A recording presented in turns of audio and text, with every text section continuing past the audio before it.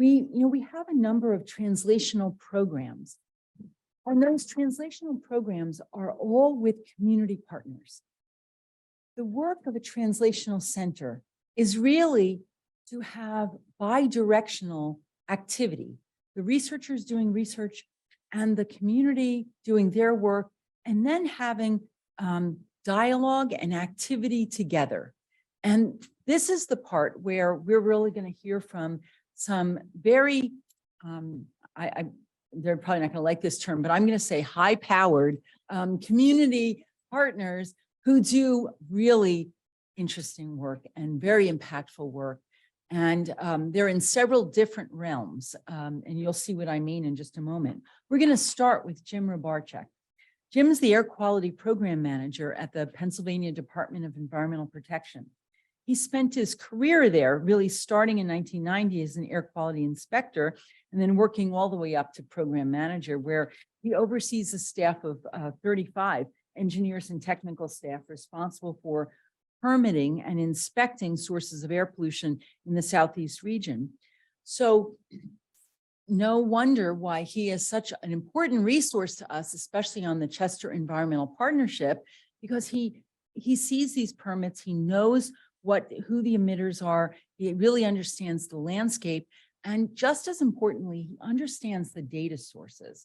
So he knows the data that is collected, how it's collected, what's required to be collected.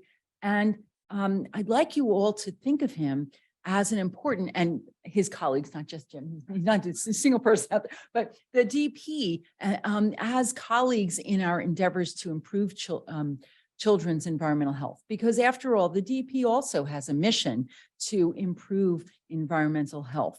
And so I think that's probably enough said, but I just wanted to personally thank you for all that you have done and all that we know that you will be doing with us as we move forward. Thanks. Thank you, Marilyn. Again, that was this morning was very eye-opening. I was in awe at all of the amazing lectures, listening to all of you talk about your research. It took me back to my days at Penn State when I was a pre-med major in biology and decided to switch to ecology. Good memories. But seriously, as Marilyn pointed out, we're all in this together, working for the department. He touched on it. Our mission is to protect Pennsylvania's air, land, and water from pollution, and to provide for the health and safety of our citizens through a cleaner environment. And we work as partners with individuals, organizations, governments, and businesses to prevent that pollution and restore the natural environment. Looking at the ORCCEH, your goal is to improve the health and wellness of children starting in our own backyard. So again, we have that partnership. We have the same goal in mind. We want to try and protect the health and safety of citizens. So what sort of resources does the department have? Well, again, I'm just air quality, so I'm just going to approach it from the air quality. We issue permits. Heard from Zachariah earlier when he was talking about the 3D printing, where the materials come from Braskem. That's a facility that we permit. They have an operating permit. They conduct source tests. We have emission inventories, and all that information is available to all of you at any time online. So if you're curious about what Braskem does, you can look up their operating permit. You can find out what type of emissions they have. The emission inventories that we keep is all online. We also have an air monitoring network. So when you hear the state say that we're in attainment for particulate matter, again, I'm bringing it up now because we've had the issue with the California wildfires, and we've seen where our air quality hasn't been as good. But as far as our compliance with that national ambient air quality standard, the Southeast region has attained the standard for particulate matter. That's done through the collection of our air monitoring network, where we report those numbers to EPA, but all of that data that we collect through our air monitoring network is readily available to all of you. some of the information that's collected at those air monitoring networks. We will do the primary air pollutants, your nitrogen oxide, sulfur oxides, particulate matter. But there's also some of our sites that collect air toxics, lead, the 55 air toxics that would be collected through SUMA canisters. Those are collected also at some of the sites. Unfortunately, a lot of that data is not available on our website, but I put the resource account on this slide here where our bureau in Harrisburg, if you're interested in what sort of data is collected and you have a question and ask, I put that resource account up there that's monitored on a regular basis so that we can provide that information to all of you. We want to work as partners. Some of you may be aware too that there's this thing called the Right to Know law. It's very important because as a government agency, we work for the people and any of the information we have is available to you. I would just ask that if you're interested in information, please pick up the phone, send us an email. Once you submit a right to know request, it goes through a legal process of having to try and search out the information provided to you within a certain timeline. We want to be partners. We want to work with you. When we get that right to know request, it takes us away from some of the other important work that we do. We want to share the data. We want to get the data to you. So if you're looking for data, please reach out and talk to us. If you have to submit that right to know request, that's also out there. It's a law. So to show you, and again, I've had to walk several people through our website. It's not the easiest website, but I said all of this information is available to you. If you go to our website, and the easiest thing to do would be to go to the search feature, type in air quality reports instead of trying to maneuver through there. It'll pull you to this page. This first report I wouldn't bother with. It's just telling you which facilities have emission inventories.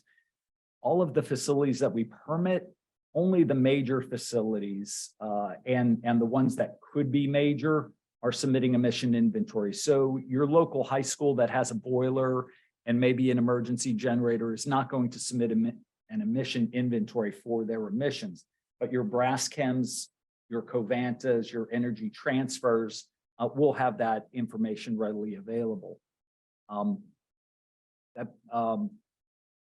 The other report, the air permit. So if you want to know who has permits, you can search under the air permit, and permits will give you a lot of good information. It may not tell you exactly what a facility is emitting, but it'll tell you what they can emit. So a lot of times we're going to have permit limits in those facilities, and I'll give you an indication of what a facility can emit and what they're doing at their facility. I said our information on monitoring, we have, they call it the COPAMS, Commonwealth of Pennsylvania Air Monitoring System. Again, I would highly suggest you use the search feature and type in monitoring topics. They'll pull you up to this page. And the one that, I was using a lot recently is our continuous monitoring. With the California wildfires, we have these air monitors set up. They're not everywhere. There's EPA guidance that tells states how many and where they can and should be located. So for the Southeast region, and I'm just going to talk about Bucks, Chester, Montgomery, Delaware County, because Air Management Services with Philly's Department of Health does their own air monitoring. But for the Southeast region, we have air monitoring stations in Marcus Hook, in Chester, in Norristown, and in Bristol. So those are just 4 monitors. So again, when you're talking about research and data, and you're looking at an ambient environment, we have 4 monitors that are basically telling us how good our air quality is in a 4-county region, but you only have monitors in those 4 locations. So it is somewhat limited, but the information is available. And if you're interested in Chester, we have a monitor there. to show you what sort of information you can gather from there. And I will apologize, but hopefully you can see this. This is from our Chester site for June, and I did it for the PM 2.5, and you could see the 6th, 7th, and 8th for particulate matter when we had the California wildfires, micrograms per cubic meter, right there on the 7th at the 2100th hour, 423 micrograms per cubic meter. That's one of the highest readings that's been recorded since they've been doing this monitoring. So again, all this information is available. So you're doing research. This is the type of information you can pull. Not every site has every pollutant, but the information is there to tell you what you can get from the individual monitor. And like I said, this is continuous. So right now, if I was to go out to our website, we can see what is being recorded, in the last hour or so at that site. So again, a lot of information is there for you to use. Some other resources. EPA maintains what we call the AP42, which is a compilation of air emission factors. So if you're doing research on a certain industry, you can go to this website. It'll tell you all about that type of industry.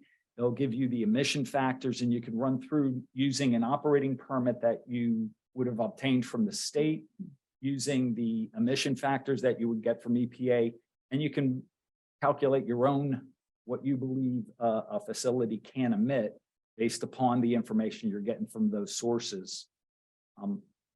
EPA also collects a toxic release inventory. It's good, but it's what companies report to them, and they're usually a year or two behind. So if you go out there today, you're only going to see data from 2021, whereas if you go to the state's emission inventory site, you're going to get the information was reported from facilities in 2022. And all of our facilities that have air toxics are supposed to report those as well. So again, you're going to get more information from the state more readily than through toxic release inventory.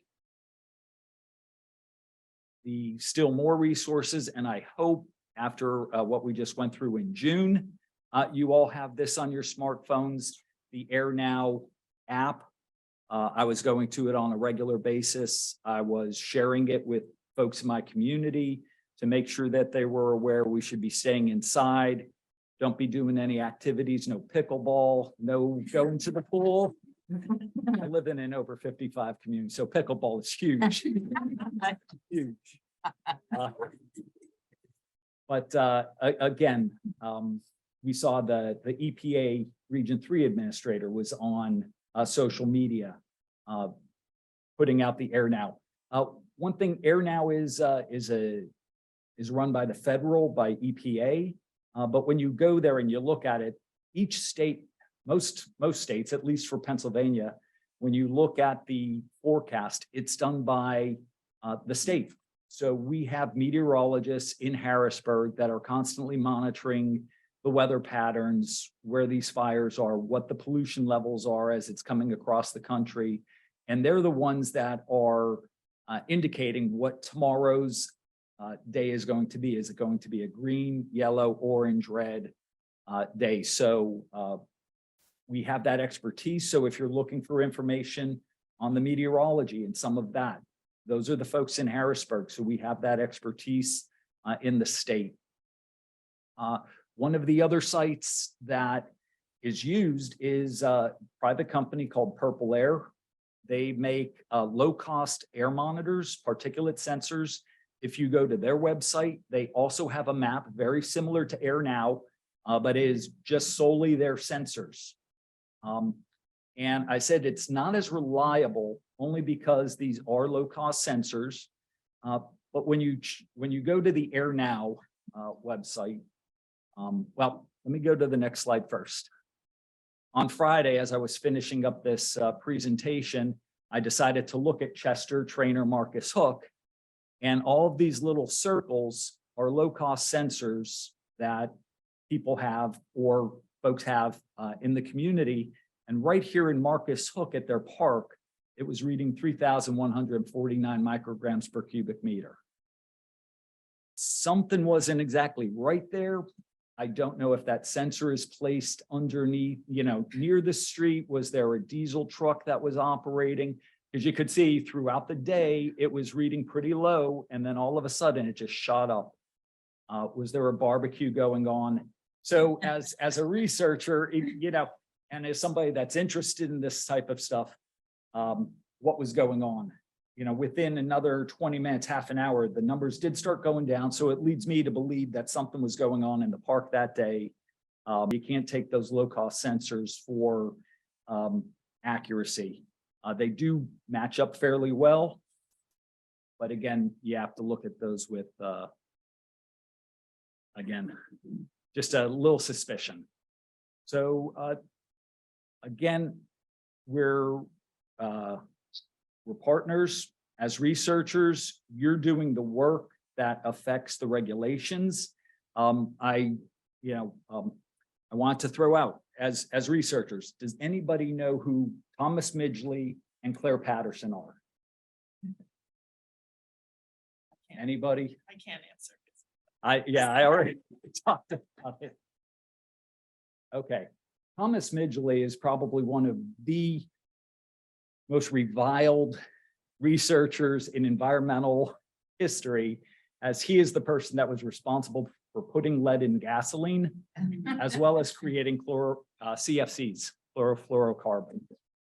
Claire Patterson, as a researcher, was working on uranium lead dating research, and while it had nothing to do with the environment, he was finding lead everywhere in his research and realized it was coming from lead in gasoline. And he single-handedly worked to get EPA to take the lead out of the gasoline. So as researchers here today, you put up some amazing lectures this morning. Keep an open mind, consider your research. You could be one of those folks one of these days to come up with that, research that helps change our environment and help protect the health and safety of our citizens. So I want to thank you all for having me here today. And again, for allowing me to be a partner with all of you so that we can work together to protect the health and safety of citizens. Jim mentioned the importance of the research that we do to making good environmental health policy. Our next speaker is all about policy. She's really a rock star in that realm. This is Rosemary Holt, and Rosemary is the policy director at, she's actually, you're technically a consultant right now with Children First. Yeah, but just that interim thing, yeah, not so much. They got somebody who is a rock star from another organization and pulled her in. So she had formerly been with the Maternity Care Coalition as their senior director of policy, and now has been working with Children First for probably more than a year now. Yeah, and hopefully we'll be there for a while still before making a change. But she already has a full-time job, and that is as the chair of the Delaware County Board of Health. So we expect to have lots of interactions, even beyond her work with Children First. With the Board of Health, she was the director of the COVID task force of Delaware County, and so really understands health delivery, health policy in a very robust way. Just to mention a little bit more about Children First, they have been a very important partner to us in their work around lead. And I think that we'll hear more about that from Rosemary, but they also get involved in a number of other things that she'll mention that are all having to do with the social determinants of health for children. And we all know how all of these things work together for health. But she'll share with us some priorities and the robust, impactful work that they've been doing at Children First. Rosemary? Thanks so much. And I just want to say today I am representing Children First. That's my hat on. I am not representing Delaware County today, so I have to make that distinction. All right. So I just really want to briefly tell you a little bit about Children First, and particularly our health policy. We do our goals are to link to improve educational attainment and better employment opportunities and higher income in adulthood. Our health policy focus this year is around lead paint poisoning, behavioral health, Dream Care, which is providing insurance for all children in Pennsylvania, including those who are undocumented, and ensuring Medicaid and CHIP is working for our families. This has been a particularly trying year, I'm just going to say, because we have the Medicaid transition, Medicaid rolling, and we also have the CHIP IT transfer. So there's a lot happening in both things, and both happened at the exact same time. And so lots of things going on in that. As Marilyn said, Children's First has been an advocate for against lead poisoning in the Southeast region and in Pennsylvania for a long time, and was the leader in passing the Philadelphia bill, and which required landlords to test for lead, and has been working on doing that in other municipalities across Pennsylvania. Just recently, success in the city of Chester, where we got a similar ordinance passed, and in East Lansdowne in Delaware County. So we're next on my list is Upper Darby. So if anybody's from that area, I'll be reaching out and getting that done. Just a little bit about lead poisoning in Pennsylvania. I'm sure many of you are very familiar with this, but 70% of the houses in PA were built before 1978 when lead paint was banned. Currently, and this is just the most updated 2021 data from the state, 6,810 children tested positive for lead. Only 18.72% children under the age of 6 were actually tested in Pennsylvania. And that's actually a slight decrease.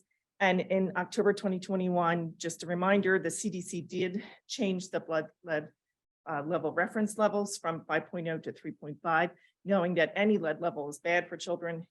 Pennsylvania adopted that level in the 2022, but this report, the most recent data is from 2021, and we will not have the new data for another 2 years. And just, you all know this, the health effects of lead, it has many, and we know that affects the nervous system, slow growth, causing learning and behavioral health problems, lower IQ, underperformance in school, and a host of other things. And that is just the beginning of a lot of issues around lead in children.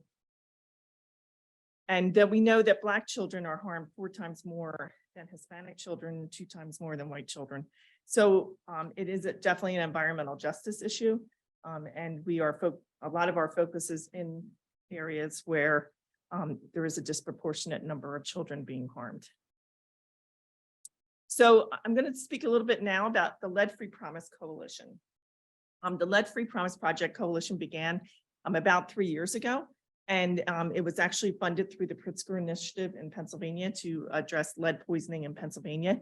This is a statewide coalition that Children's First heads, and it currently has over 60 members. Many of them are actually in the room today, so thank you for being a part of that. And the Lead Free Coalition meets regularly. We have monthly meetings as well as subcommittee meetings, and we focus on a number of issues. Lots of great resources on there, and that's not going to go into too many of that today, but there is a great website that we have, so I hope you can take a look at it. So what we're saying is one of our policy things is for every dollar spent on removing lead paint hazards in children's home and apartments, we save $17 to $220 in return and investment in health benefits, increased IQ, higher lifetime earnings, tax revenue, reduced spending on special ed, and reduced criminal activity.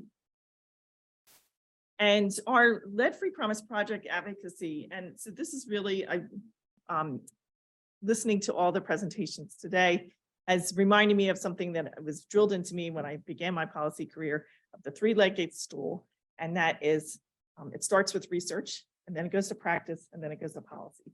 So many of the things that you discussed today, I've been writing down, and we'll be looking at policy initiatives to move those forward. And we do that by legislation, or addressing regulatory factors, or simply getting community grassroots efforts going to stimulate our legislators to do something. So there's lots of ways that we attack issues depending on the issue. The Lead Free Promise Project has done a lot of great work over the last 3 years. Last year, we were able to get over $10 million of additional state funding in the budget to address $2 million went for lead paint remediation projects. Sorry, went for lead paint workforce development, and 8 million went to lead for remediation projects in Pennsylvania. This year in the budget, we were able to get $2 million, and that was pretty remarkable because the new governor did not put anything in for lead paint remediation in Pennsylvania, other than what was funded through HUD. And so we were able to advocate through the Pennsylvania House, and we did get 2 million in the budget. Those who've been following the budget, it's been a crazy year. And so we technically have a budget, but we don't have the code or fiscal codes to pass that fund the budget. So come September, it'll be a mess. It's particular concern for county governments because that funding could be delayed, including federal pass-through fundings. And so we anticipate a few months of very interesting times for organizations and counties. So other things that we're working on is Senate Bill 514, and it's requiring all babies be screened for lead in Pennsylvania. It's not currently a requirement in Pennsylvania. We are close, hopefully not good, to passing it. But again, the governor's office just wanted us to have some amendments to this bill, but we still hope that it passes this session. And we'll be working on with the governor's policy office on that. Another key thing that we work on is early intervention services and linkage for positive cases from the Pennsylvania Department of Health and county health departments. This is critical for families that have tested positive to make sure that they continue to get the services that they need after testing positive. That was a great example of having coalition members who were able to help us advocate within the regulatory structure of the government. And so we were able to actually remarkably get 2 departments to talk together and share data, which was like the hardest thing I think we've had to do in this whole project. But they are sharing data. And so we're hoping that those linkages happen quicker and more efficiently. And now we're also looking at PA Department of Health lead codes. And so when I started this, and just because of some of the linkages I had through understanding writing the codes for Delaware County, we realized with Montgomery County Health Department that the Pennsylvania Department of Health has actually not updated the code requirements, and physicians aren't technically supposed to report blood lead poisoning unless it's 20 or higher. It's actually in the code. That's not all the time what happens, but technically it's in the code that way. So we're in the process of getting them to change the code to match what they're actually doing, which is a 3.5 level. So it's little things like that that make the policy really, really important. And it's the details that really, in the end, can affect children's lives. And then, as I mentioned, we're trying to get municipalities to pass lead ordinances. Just as an example, there's 67 counties in Pennsylvania. Delaware County, for example, has 49 municipalities. And so we're trying to target right now, it's an impossible task to get each municipality to change its ordinances. So we're focusing on what we call the lead hot zones. And so through mapping and GIS mapping, we were able to target areas where there is significantly high blood levels in children. And so that's right now we have a list of 20 in Delaware County, and we're working on other areas in the Southeast region. And I also have to say around the municipality, I have to thank Marilyn and some other coalition members who have come to, we went to many, many meetings with the city of Chester, public meetings, and spoke out and sent letters and doing similar things with the legislators around the budget. So it really, when I talk about the coalition, they are critical in helping to be the voice of researchers, of families, of different organizations to really make that push to the legislators, which they count this. So if you don't know this, your local legislator, they count how many people call on a particular issue. They literally have running checklists, spreadsheets on how many people called about taxes or education and I've gone into offices and they said, nobody's called about this. It doesn't matter. You know, so like it does matter your advocacy, even on a small part. So when if you ever get an email, or if you're on one of these lists, it does matter that when you call, it takes 3 minutes to make a phone call or send an email, and they do track it. Okay, so what I wanted to just touch briefly on right now is because of the theme today, of which is data and research, and particularly for policy, there is so many areas. I can't make a case to a legislator unless I have the data and the research. But for lead, I just wanted to touch, we're trying to improve remediation spending. So we need to know data on effectiveness of lead home testing ordinances, HUD policies and funding. So for example, and I don't know if Harriet's still on, but we're working with Drexel and Lancaster and Penn Hospital there, because Penn had a great program in Lancaster that gave funding directly to Lancaster to remediate, I think they're up to 200 homes.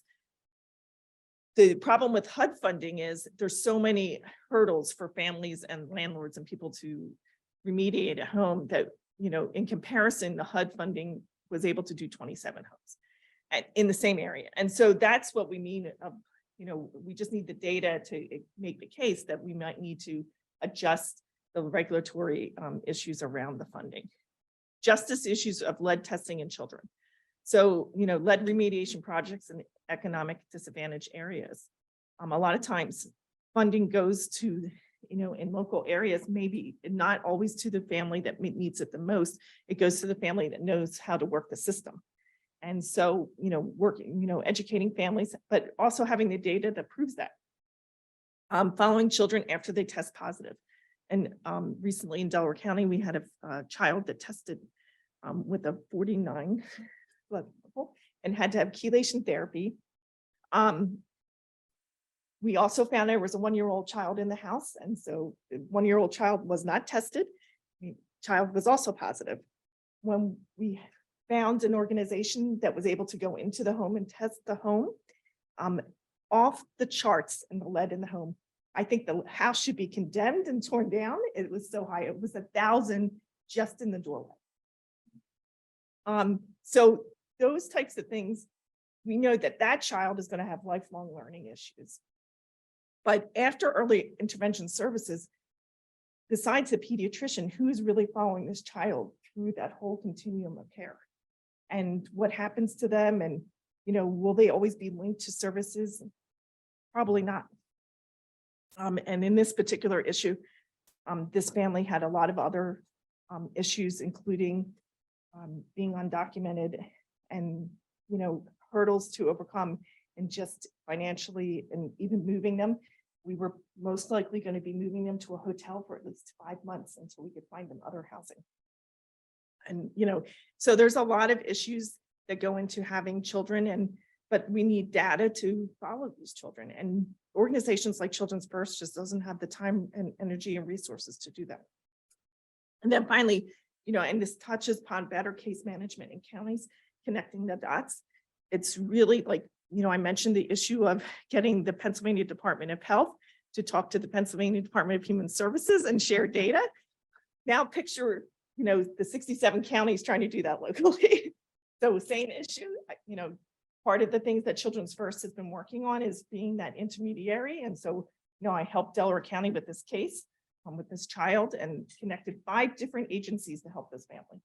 But, that's a lot of case management. And so there needs to be funding and things for that as well. And there's many, many things that could go into the details that you guys are looking into. Cellular data, looking at the connections to other medical disorders with lead, and just looking at other factors. I could go on, but there's a host of things to research in lead. So I hope somebody takes that up. And then this is some of the toolkits and things that I had mentioned that are available on the website, and some of the advocacy things that we're working on. We do have a really good resource guide for care management of a child with elevated blood levels. And that is my presentation. And again, thank you. And thank you for and all the work that Marilyn and everybody else has been doing, because it's been really a great collaboration. So our next speaker is Joanne Stanton, who is the co-founder of the Bucksmont Coalition for Safer Water. So Joanne has a personal story that actually stimulated her to make this, sort of found this coalition, and she'll tell us about that. She and Hope Growth actually established and founded this coalition around PFAS. Hope wasn't able to be with us today. She was also planning to come, but she's been an important partner throughout our work with them. Joanne's a member of the National PFAS Contamination Coalition and has authored a book about the experience about growing up in Warminster, Pennsylvania, and the exposures faced by children because of weak chemical laws and poor industry practice. Her book is titled Behind, I'm sorry, I didn't bring my glasses with me. That's why I'm stumbling here. Behind Closed Doors, the practices harming our children's health and what we can do about it. Joanne and Hope have worked with numerous research groups throughout Pennsylvania and beyond, as well as the health department on the health effects of PFAS. And I hope she'll share with us today her family's experience and journey and that of her community, which has really been lengthy and very impactful in this whole PFAS contamination work. Gwen? Thank you.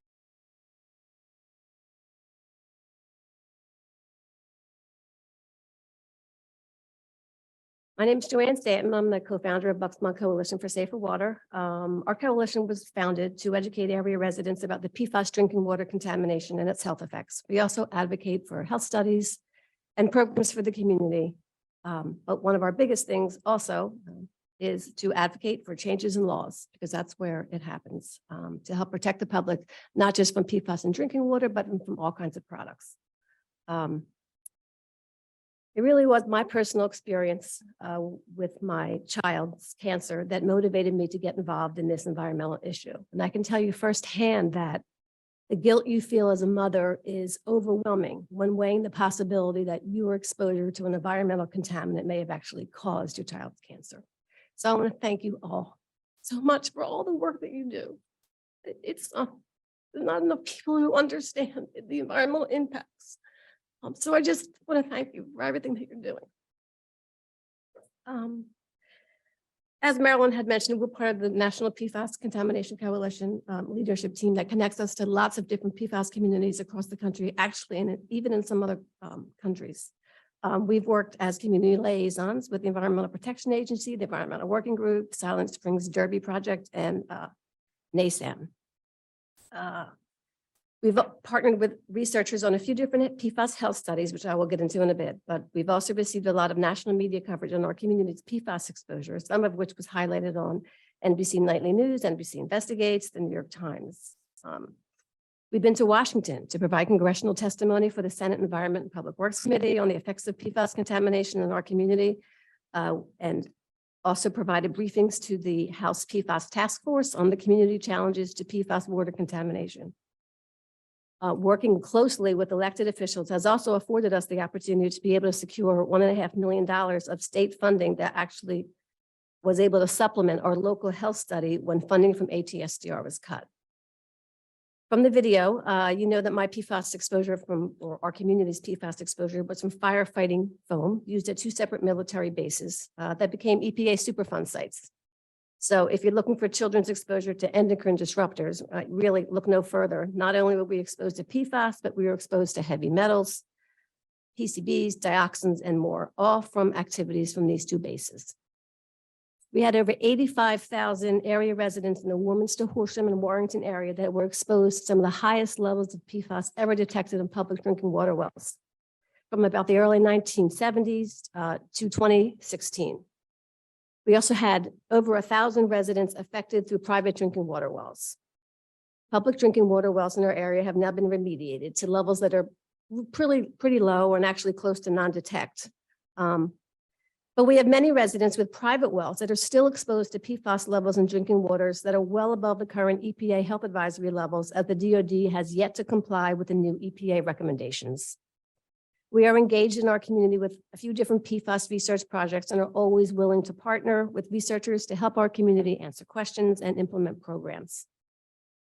In partnership with Temple University and a grant from the Water Foundation, we conducted a qualitative health study that examined the psychosocial effects of PFAS exposure through contaminated drinking water. You can tell that I still cry when I talk about it. It was a needed study.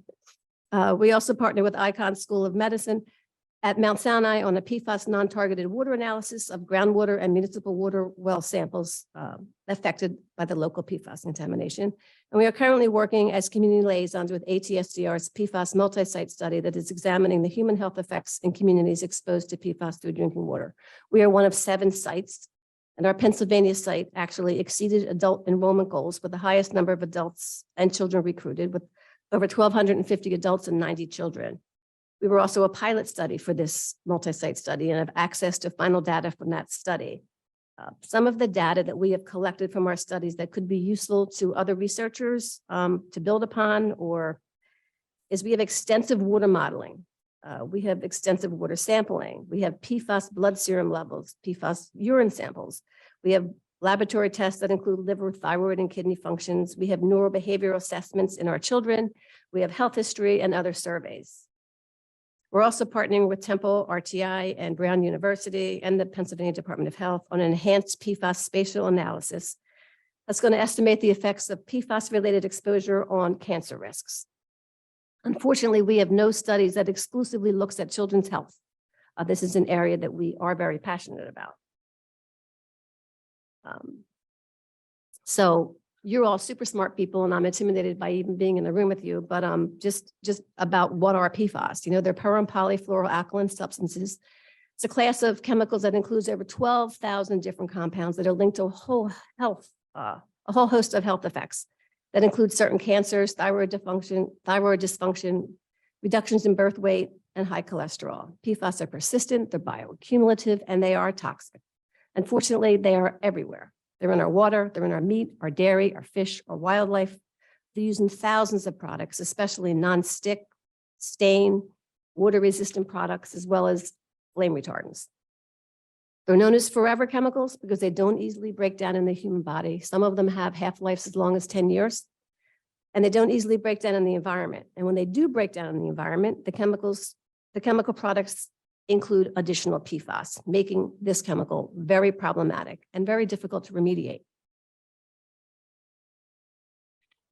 We know some of the problems associated with PFAS exposure, specifically in infants and children. We know that PFAS can cross the placenta and affect a developing fetus. We know it can cross the blood-brain barrier. PFAS is also found in breast milk. It can affect growth, learning, behaviors in infants and older children. It's also associated with early puberty and other endocrine disorders. Prenatal exposure is associated with immune-related problems such as reduced vaccine effectiveness and low birth weight. And last year, ATSDR asked NASAM committee to provide guidance on PFAS testing and health outcomes, because at that point we were doing blood serum PFAS tests in the community, and people were getting results, and the results had absolutely no meaning. You know, when you go and you have a cholesterol level, there's a normal range. There was nothing. It was just this number, which was completely meaningless. So thankfully, NASAM came out with a report last year. And anyway, they found evidence of an association, or just confirmed actually an association, with the following diseases and health outcomes in children: decreased antibody response, dyslipidemia, decreased infant and fetal growth, reduction in birth weight, liver enzyme alterations, and an increased risk of pregnancy-induced hypertension. ATSDR, also cautioned that PFAS animal studies can show low birth weight, birth defects, developmental delays, cancers, tumors, and newborn deaths. So where does this leave us? Our community, we have concerns. We have ideas for research. We would love to partner with people. We have some access to trying to identify funding if people have research ideas and they need funding, or vice versa. The number one community concern that's expressed for children, obviously for us, has been cancer and developmental problems such as autism. We know that PFAS can cause second-generation health effects. There seems to be a large number of residents like me, who grew up in the affected area, exposed to PFAS and other endocrine disruptors our entire childhood, and went on to have children on the autism spectrum or children with cancer. As you know, this is not going to show up in our local statistics, because most of the time you grow up, you move away from your hometown and start your families elsewhere. And from the video, you know that there was 3 of us on the same street that grew up within a few houses of each other. We all had children with brain tumors. All the tumors were cancerous, and all the tumors had embryonic tissue in the very core, which proves that it started to develop during our pregnancies. So how can we track this? So one new research idea would be a childhood exposure outcome survey, looking at health outcomes and second generation health effects. To be able to survey those exposed as children and follow their health outcomes as an adult and offspring health outcomes, noting special attention to who was breastfeed, who was fed with formula, maybe that was mixed with the contaminated water.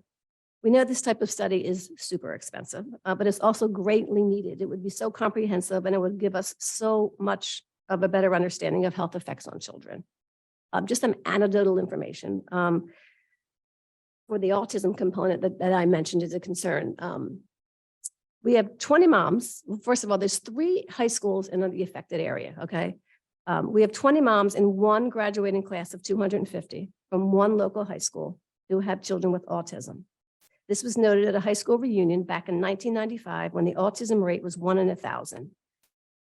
This local high school graduating class, it was 1 out of every 12 or 13 had a child with autism. So just a thought was that maybe we could use these 3 area high school alumni databases, which are very robust and very active, to be able to contact former residents for some type of a survey. A vaccine titer testing program is something that our community talks about because of the decreased vaccine response. Moms want to know if their child's vaccine is effective or not. Titer testing can allow parents to stay vigilant when there's an outbreak of a vaccine preventable disease if their child is not protected. What else can we learn about vaccine responses in those affected by PFAS through drinking water? Anecdotal information on this. We were at a meeting and the topic came up and we had 3 or 4 people raise their hand in a group of 30. My sister was one of them. We had 3 long-term PFAS exposed residents who, as young nurses, all reported being titer tested for different things. My sister's was hepatitis due to a needle stick. And they were sent down, to go get their antibody test. And all 3 of these medical professionals had 0 antibodies to the vaccines that they were being titer tested for, not just low. And, when you go out to do your clinical rotations, you have to be vaccinated and you have to be fully boosted. So it wasn't just a decreased vaccine results we saw in these young adults, there was no antibodies. So a lot of questions there. What happened was all of the people, the nurses, they were all revaccinated, end of story. No one went back and then tested again. You know what I mean? It begs us to ask what's happening to our children. Do vaccines work in highly exposed, in children who are highly exposed to PFAS? Will revaccination work or will it have the same response? Do the benefits outweigh the risks of revaccinating? These are all important questions that beg for additional research. Another question is, breast milk testing and education, possibly through an OBGYN group. To breastfeed or not, breastfeed is a loaded question for moms with high PFAS exposure. Similar to blood serum levels, women report high levels of PFAS in their breast milk. We know breast milk is best, but is pump and dump a better option depending on the level of PFAS in your breast milk? If we had lead in our breast milk, would we still feed our babies? The guilt you feel as a mother is overwhelming either way. You're either worrying that your breast milk may cause harm, or you feel guilty because you're not breastfeeding. So research and education in this area would be greatly appreciated. Another idea is ground rounds for pediatricians. We are hearing concerns from residents that when they are bringing their PFAS blood serum levels and other lab results in to discuss with their pediatricians and their doctors, the practitioners are completely in the dark about the water contamination in our town, the health effects, and the health risks. The new NASAM Physicians Guide are proving helpful, but it's still obvious that much more education is needed, including partnerships with pediatricians to advise on ways to reduce everyday exposures to PFAS in children. In addition to grand rounds, we were just thinking out loud, could there be some type of a program to offer continuing education credits to pediatricians and practitioners to learn more about PFAS, even just those who could review and understand the entire NASAM report and Physicians Guide would be helpful. Another idea was testing and programs for children living in households with private wells. Due to lack of laws, we have children in the community who are still exposed to PFAS through drinking water in their private wells. Some refused testing when it was initially offered from the EPA. Others tested their water and found they had high levels, but refused public hookup or refused a filtration system. However, most private well owners say they were only tested one time back in about 2014 to 2016. And they want additional testing because we have large uncontained plumes underground, constantly moving. PADEP has gone and done sampling, and the sampling changes. It can change with the weather, it can change, we have fractured bedrock. So we need, especially people, you know, we just came out with a federal regulation that is now going to regulate PFAS in the drinking water. Amen. Alleluia. It was a struggle. And the state also came out with their own MCL last year, neither of which have gotten enforced yet, but it is coming. But private well owners, they don't have to test. They never have to test. Even when you buy a new home, you do not have to test. And when you do test, PFAS is not currently part of any of the water testing. So a lot of people will say, oh, I paid for a $30 test. My water was fine. Well, weren't even, you know, PFAS is not part of that test. Anyway, any testing or education aimed for children living in households with private wells is greatly needed, and could include PFAS education. Water testing is expensive. Home filtration systems can be expensive, although the price is coming down. I feel like these people also, if they have high levels, they should have blood serum testing. And if they have children, they should have behavioral health assessments. The new NASAM guidance calls for children with high exposure to PFAS to have blood serum tests and to provide families with strategies to reduce exposures. No one is working on at all in our community ways to reduce children's exposures. We're already peaked out. We were already at our lifetime health advisory. And we're way above. So it's really important that we reduce all other exposures to PFAS. So we would love some type of, our health study is ending. We're finished recruitment. It's still going on collecting data. I mean, the data part is still ongoing. But we would love to be able to expand the testing and the preventative health programs that we already have in place. And do some type of early intervention programs, such as neurobehavior screenings to continue to monitor children's growth, learning, and behaviors, and really to teach families strategies to reduce exposures. Obviously, there's lots of potential areas for PFAS research in children in our community. I just want to thank you for inviting me here today and to share our community story on PFAS, listen to our concerns and our ideas for children's environmental health studies. Again, we're very interested in partnering with any researchers to help our community answer questions and implement programs. Thanks. I don't know if anybody has any questions, but thank you. Yes. And that was a powerful story. How did they remediate wells, public wells? Some of them are not up, believe me, there was like 36 wells that were shut down. Most of them had GACs put on and then later RO or RO GAC combinations. There were also different grants that we got. The DoD paid for maybe one of them, and other were through state grants. So yeah, multi-million-dollar filtration systems had to get put on our system. When they were shut down, we were bringing water in from other places. It was a hot mess. That's all I can say. Weren't there other toxicants in the water from the bases? Oh, yes. Yes. Yeah, we look back at newspaper articles, there was concern about lead, there was concern about heavy metals. There's been a call for brain tumors. I mean, in 1980, there was a small health study down that looked at zip codes. Yeah, we're still, the DoD is still trying to groundwater remediate all kinds of volatile organic chemicals. TCE, PCE, hexagon chromium are still there. They're still, and we're 100% groundwater. We don't have a clean water source like Philadelphia does. So all of our water came from groundwater, which made it even more of a mess. Thank you all so much. Thank you.